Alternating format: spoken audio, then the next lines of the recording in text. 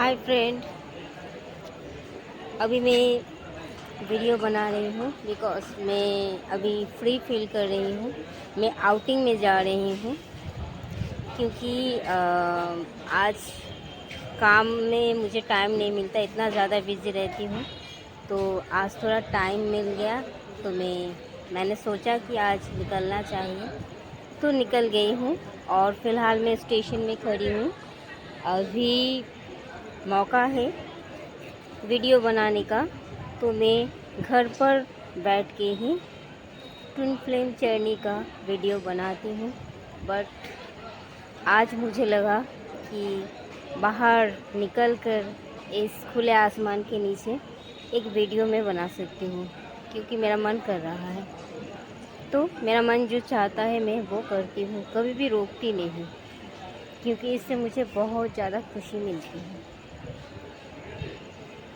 तो मैं इस वीडियो में आप लोगों के साथ बात करने वाली हूँ।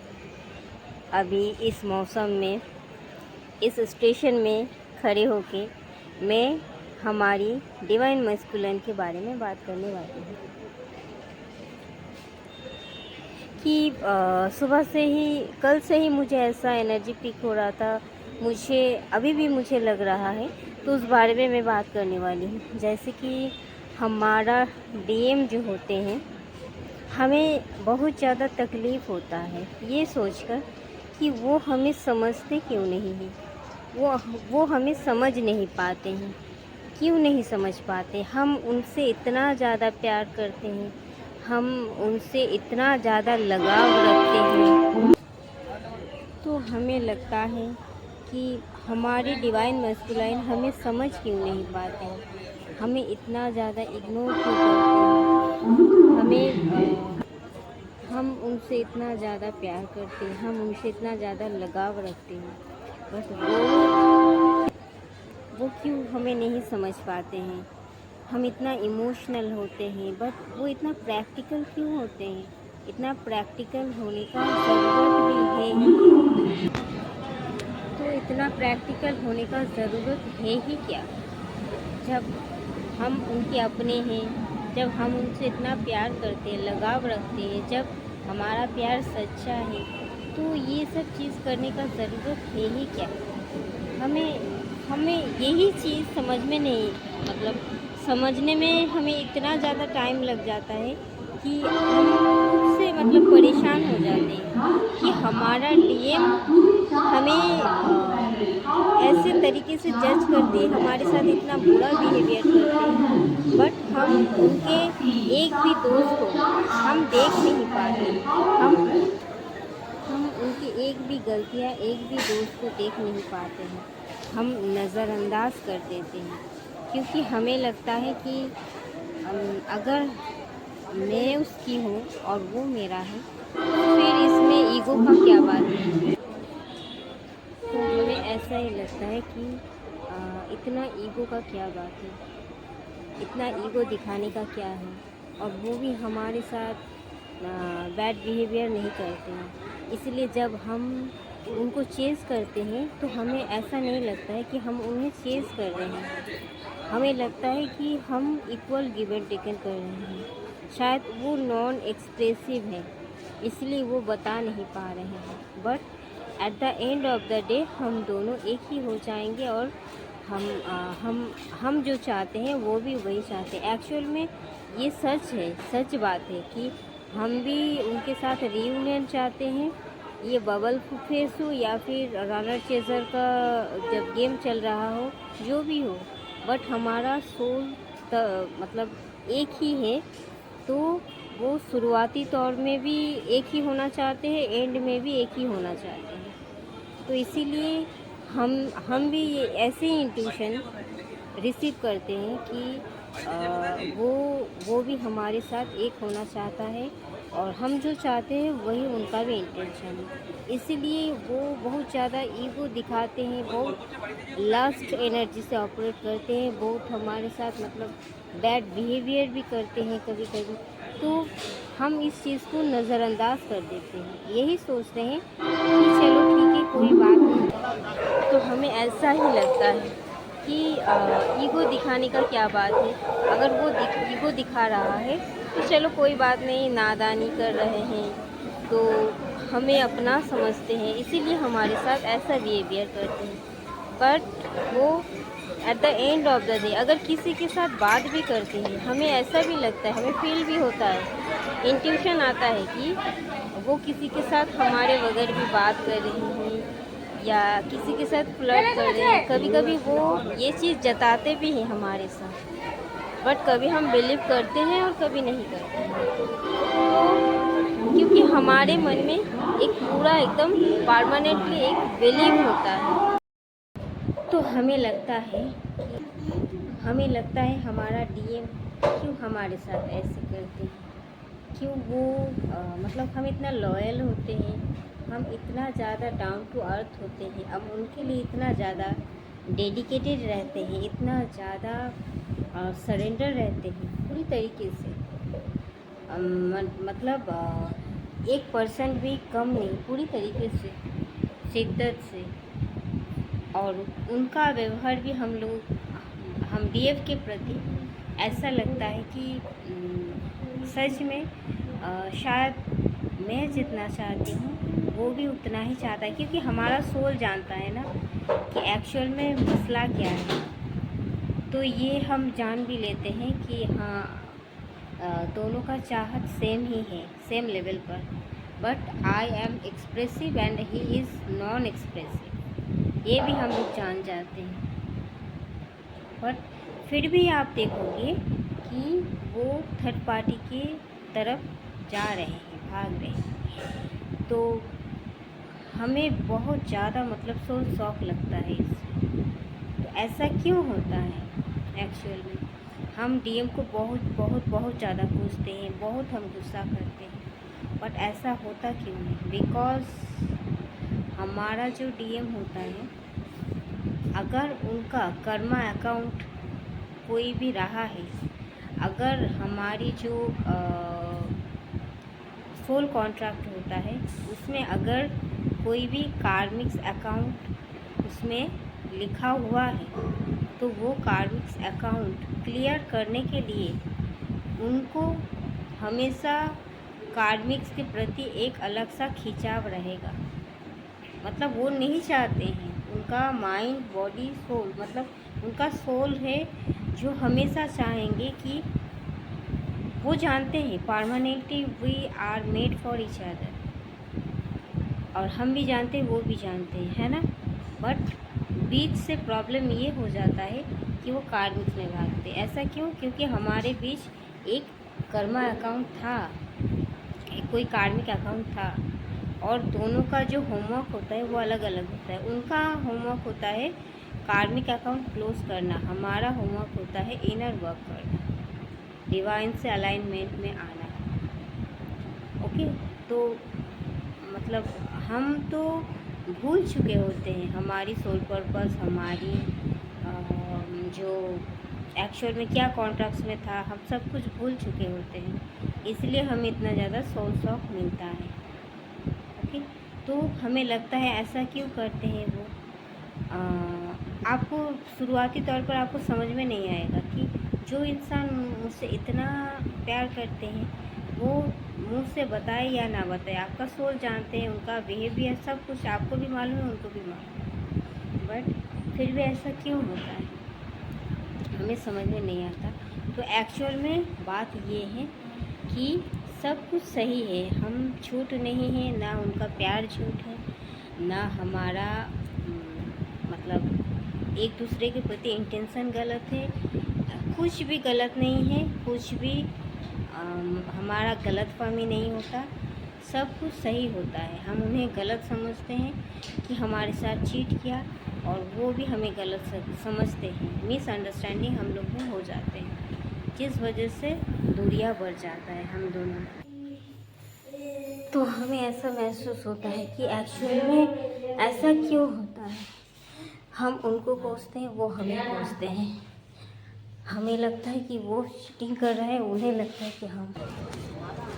तो हमें लगता है कि शायद मेरा डिवाइन मस्कुलाइन जब सच में वो थर्ड पार्टी में चले जाते हैं तो उनका एक्चुअल में हार्ट चक्रा, माइंड, सब कुछ मतलब ब्लॉक हो जाता है। मतलब उनका दिमाग काम करना ही बंद कर देता है एक प्रकार से।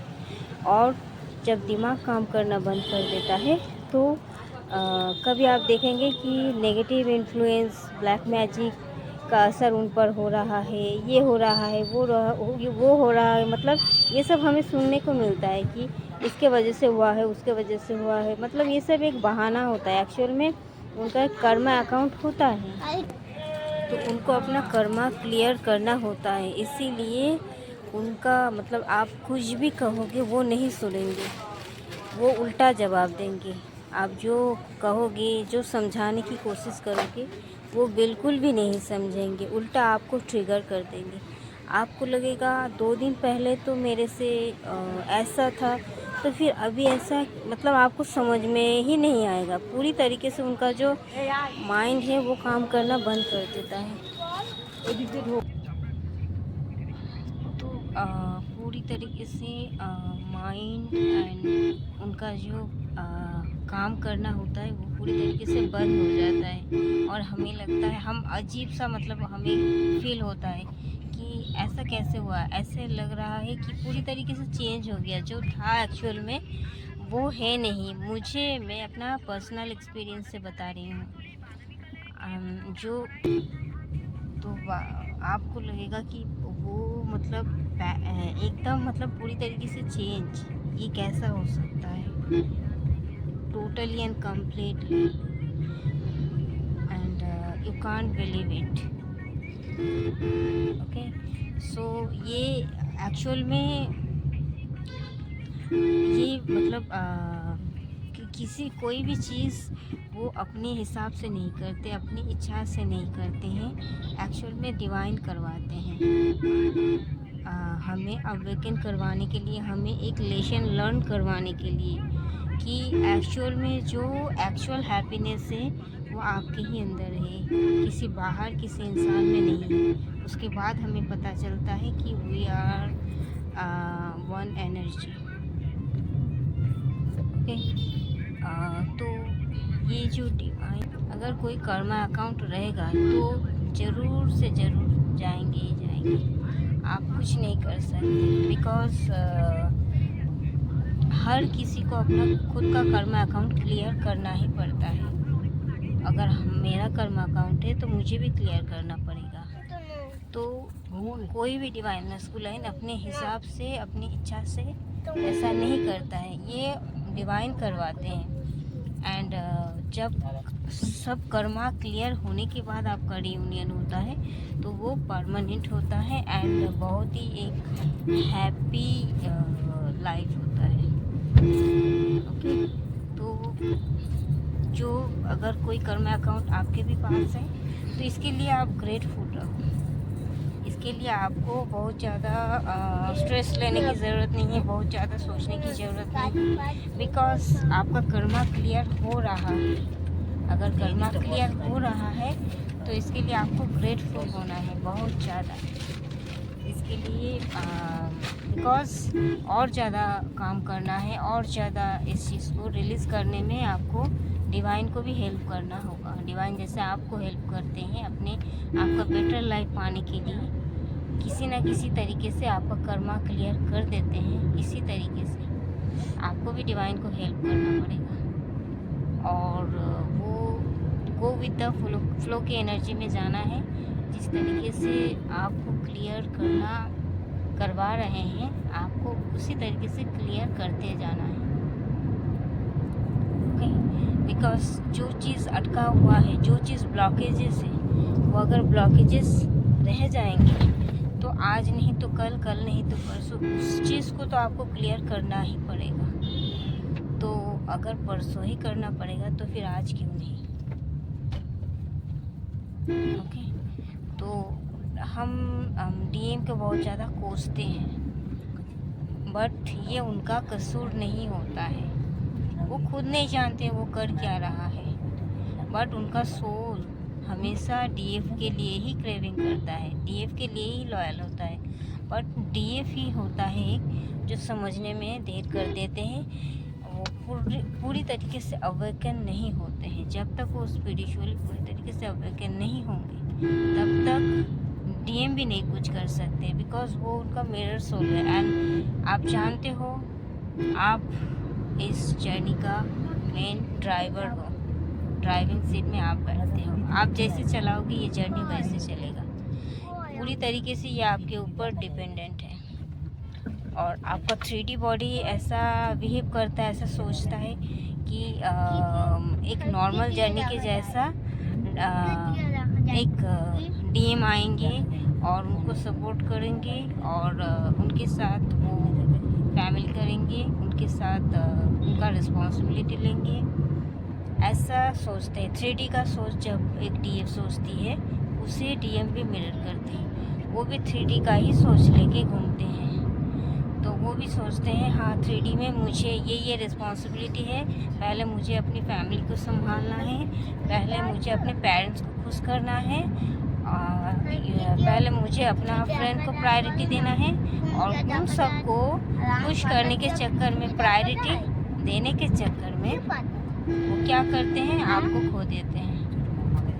तो 3D के सोच में रहोगे आप तो डीएम भी 3D के सोच में रहेगा और आपको खो देगा। कभी भी रियूनियन नहीं हो पाएगा। आप चेस करते ही रहोगे और वो आपका एनर्जी लेते ही रहेंगे और कार्मिक्स में इन्वेस्ट करते ही रहेंगे। अगर आप 5D सोच में आ गए, अगर आप ऐसा सोच लिया कि we are same soul, we are not a body, we are soul and we are same, we are not apart, we are not apart, we are some soul and we are in the energy of oneness। जब पूरी तरीके से बस सोचोगे नहीं, आप पूरी तरीके से इस चीज़ को फील करने लगोगे, पूरी तरीके से आपका सबकॉन्शियस माइंड में ये चीज़ बैठ जाएगा कि we are same soul, we are not apart, we are not different. Okay, तब आप, इसका मतलब आप 5D के एनर्जी से ऑपरेट कर रहे हो। और जब आप ये चीज़ पूरी तरीके से आप समझ जाते हो कि yes you are the soul of 5D, तो तब आपके डीएम में आपके जैसा ही सोचने लगते हैं। वो भी 5D का सोच लेके ही चलते हैं, because body always attract body and soul always attract soul.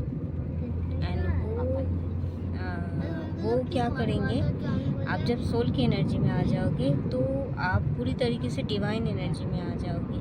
और अगर पूरी तरीके से आपने डिवाइन एनर्जी में आ गए तो इसका मतलब आप अपने ऑथेंटिक सेल्फ में आ गए, अपना प्योर सेल्फ में आ गए, अपना बेस्ट वर्जन में आ गए। तो अगर ऐसा आ ही गए आप, तो फिर आपका डीएम भी वो 5D सोल से ही ऑपरेट करेंगे। फिर वो भी सोल की एनर्जी में आ जाएंगे। फिर वो अपना सोल को ढूंढने लगेंगे कि मेरा सोल कहाँ है।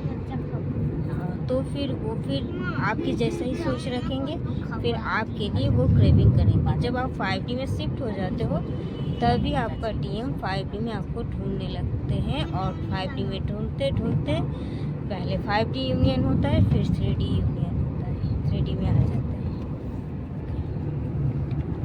एक्चुअल में उनका कसूर कुछ भी नहीं होता है। ये जैसे एक प्रोसेसिंग होता है। पूरा प्रोसेस अगर आपने समझ लिया तो फिर ये आपका जर्नी ही पूरा कंप्लीट हो जाएगी। तो इसीलिए कोसना नहीं है कभी भी, डीएम को कभी भी कोसना नहीं है। और ना ही कुछ चीज़ के लिए आपको गिल्ट करना है। बस आपको एक चीज़ करना है, डिवाइन के प्रति सरेंडर होना है एंड पूरी तरीके से इस जर्नी के प्रति आपको डेडिकेटेड रहना है। एंड डेडिकेशन के साथ अपना inner work and soul purpose करना है। बस यही आपका मेन पर्पस होगा। ओके, बस आप देखोगी फिर डीएम को लेकर आपको कुछ सोचना ही नहीं पड़ेगा। सब कुछ चीज़ आपके पास ऑटोमेटिकली आते जाएंगे, उसके साथ साथ डीएम। थैंक यू दोस्तों, इस वीडियो में इतना तक ही। मिलते हैं नेक्स्ट वीडियो में, तब तक के लिए bye, love you, take care and God bless.